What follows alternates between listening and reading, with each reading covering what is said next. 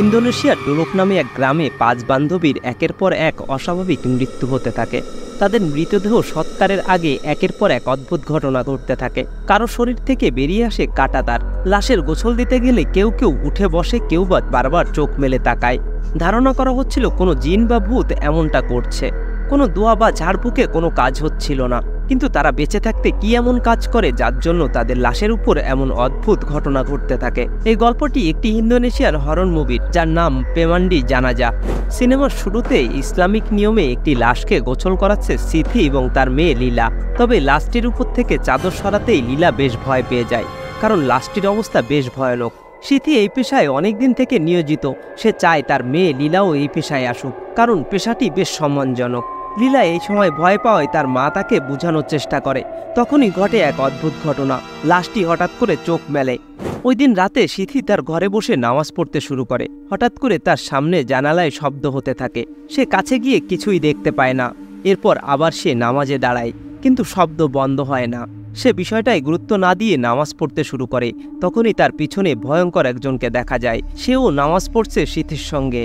নামাজ শেষে সিথি তার মেয়েকে নিয়ে খাবার ঘরে যায়। খাবারের বক্স খোলার পর সে দেখতে পায় খাবারের ভিতর পোকা। এটা দেখে সে কিছু একটা অনুভব করে। তখনই বাইরে বেরোতে চায়। দরজা খুললেই সে শুনতে পায় মাইকে বলা হচ্ছে তার বান্ধবী ইডার মৃত্যু সংবাদ। সিথি তখনই তার বান্ধবীর বাড়িতে পৌঁছায় এবং দেখতে পায় তার মৃতদেহ পড়ে আছে, পুরো শরীরে রক্তাক্ত। পাশে একটি ছেঁড়া ছবি পড়ে আছে। এই সময় লীলা বাড়িতে একা থাকে। ছাদে হঠাৎ করে একটি শব্দ শুনতে পায়। সে দেখার চেষ্টা করলে ছাদের একটি অংশ ভেঙে পড়ে। এই সময় বাড়িতে ঢোকে তার ভাই আরিফ। ইতিমধ্যে সিথি বাড়িতে পৌঁছায়। সে বাড়িতে এসে বাইরে আগুন জ্বালানোর চেষ্টা করে। তখন লীলা তার সঙ্গে থাকে। সে দেখতে পায় তার মায়ের হাতে একটি রক্তমাখা কাপড়। সে বুঝতে পারে এই কাপড়টি জ্বালিয়ে দেওয়া হবে এই আগুনে।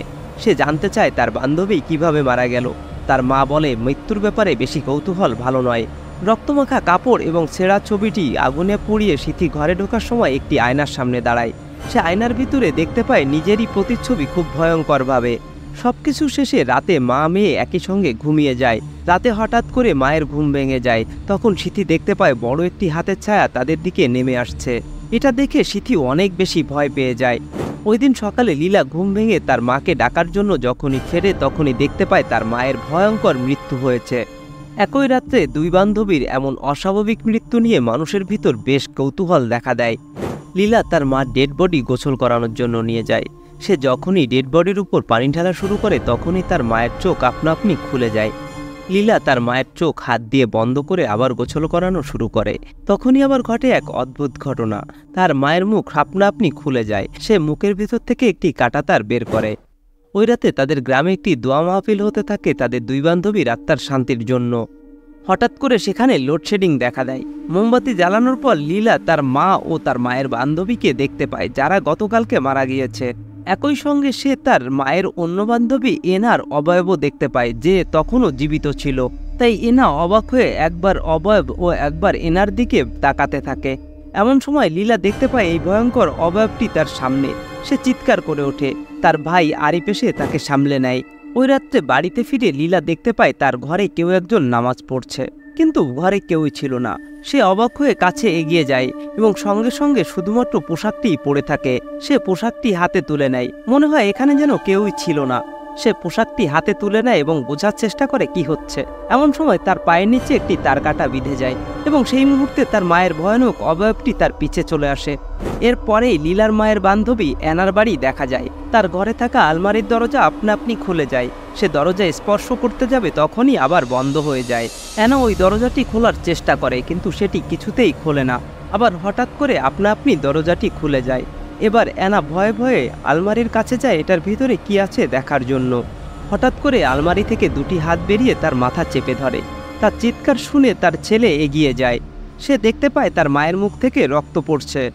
তার ছেলে ঘরে ঢুকতে গেলেই দরজাটা আপনা আপনি বন্ধ হয়ে যায়। অনেক চেষ্টার পরেও দরজাটি খোলে না।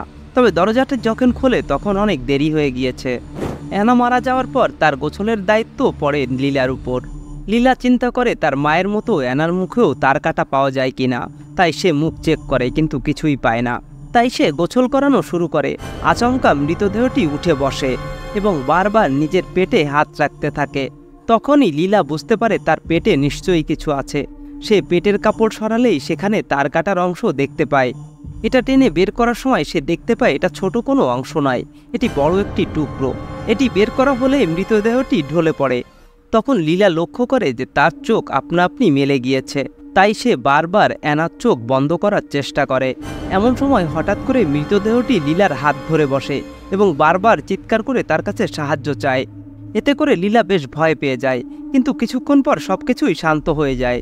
লীলা বাড়িতে এসে পরদিন ভাবতে থাকে তার মায়ের যে বান্ধবী প্রথম দিন মারা যায় তার সঙ্গেও এই কাঁটাতার জড়িত কিনা, কিন্তু সে তো গোসলের সময় ছিল না, তাই সেটি সে জানতে পারেনি।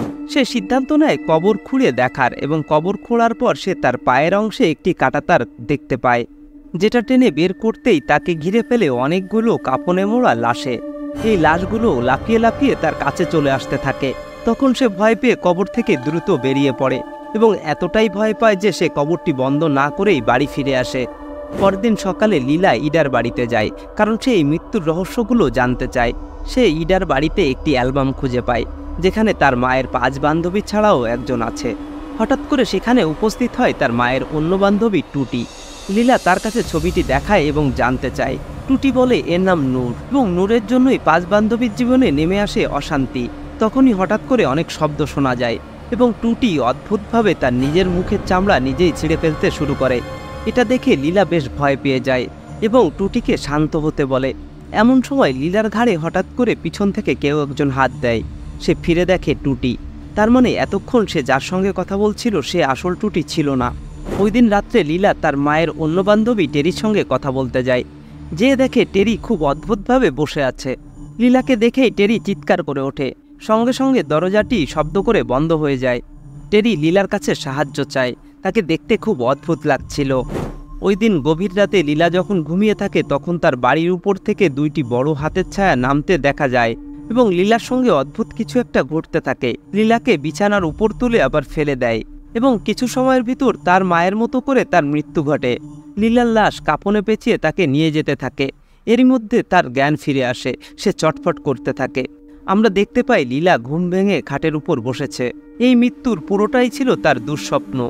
এই দুঃস্বপ্ন দেখার পর সে 1 মিনিটও দেরি করে না, সরাসরি চলে যায় নূরের বাড়িতে। নূরের ঘরে খুঁজতে খুঁজতে সে ফ্লোরের নিচে একটি গর্তের ভিতর কিছু ছবি এবং একটি কাগজ পায়। সে এখানে নূরের সঙ্গে একটি মেয়ের ছবি দেখতে পায়। এই মেয়েটি আর কেউ নয়, সে হলো লীলার ভাই আরিফের বান্ধবী রিকা এবং ছবির সঙ্গে বেশ কিছু কাঁটাতারও থাকে। সে বুঝতে পারে এগুলো রিকারই কাজ ছিল। সে এসব কিছু বলার জন্য টুটির বাড়িতে রওনা দেয়। অন্যদিকে দেখা যায় টুটির বাড়িতে লীলার দেখা শক্তির প্রবেশ ঘটে। তাকে হাওয়ায় তুলে বিছানোর উপর ফেলে দেয়। টুটি ভয় পেয়ে সেখান থেকে পালানোর চেষ্টা করে, কিন্তু দরজা লক করা থাকে। এরই মধ্যে টুটির উপর রক্তের বৃষ্টি হতে থাকে। সে পা পিছলে পড়ে যায় এবং তার চোখে একটি কাঁটাতার বিঁধে যায়। রাতের বেলা লীলা দেখতে পায় কেউ একজন নামাজ পড়ছে। সে তার কাছে এগিয়ে যায়। তখন এই শক্তি ইডা, সিথি এবং অ্যানার রূপ নিতে থাকে। সেই সঙ্গে নূরের ব্যাপারে বাজে কথা বলতে শুরু করে। তখন লীলা বুঝতে পারে এই 3 জনের জন্যই নূর মারা গিয়েছে। হঠাৎ করে এই শক্তি টুটির রক্তমাখা রূপ নেয়। তখন লীলা বুঝতে পারে টুটিও মারা গিয়েছে। সঙ্গে এই শক্তি বলে এই পাপ তাদের, তুমি এদের সঙ্গে জড়িও না। টুটির মৃত্যুর সংবাদ শুনে লীলা তাকে গোসল করানোর জন্য যায়। সে তার চোখ থেকে কাঁটাতারটি বের করার চেষ্টা করে। এমন সময় ওই লাশটি জেগে উঠে বসে। তার 2 হাত থেকে কাঁটাতার বেয়ে তার মুখ দিয়ে বেরিয়ে আসে, যা টেনে বের করতেই সেখানে উপস্থিত হয় তার বাকি 3 বান্ধবীর ভয়ানক রূপ। এই 4 জন মিলে লীলাকে ভীষণভাবে ভয় দেখাতে শুরু করে। লীলা খুব ভয় পেয়ে যায় এবং সে এক পর্যায়ে এই কাঁটাতার দিয়ে নিজেকে পেঁচিয়ে ফেলে। বাইরে থেকে দরজা খুলে লীলাকে উদ্ধার করা হয়। এ সময় টুটির লাশ খাটিয়া থেকে পড়ে যায় এবং সেটি কোনোভাবেই তোলা যাচ্ছিল না। তখন ওইখানকার উপস্থিত সকল মহিলারা অদ্ভুত আচরণ করতে শুরু করে। অনেক কষ্টের পর তার লাশটি তুললে সবাই আবার স্বাভাবিক হতে শুরু করে। লীলা ওখানে থাকা সকল মহিলাকে বলে এর পিছনে কে আছে আমি জানি, পিছনে রয়েছে নূরের মেয়ে রিকা। তখন সকল মহিলা যে যা হাতের কাছে পায় সবকিছু নিয়ে রিকার বাড়িতে ছোটে রিকাকে মারার জন্য। রিকা এটি দেখে তার ছোটবেলার একটি কথা মনে পড়ে। গ্রামের সবাই আরও একবার এসেছিল তাদের বাড়িতে এভাবে এবং তার মাকে হত্যা করে কাঁটাতারের উপর ফেলে। তখন ওই 5 বান্ধবী ছিল সবার সামনে।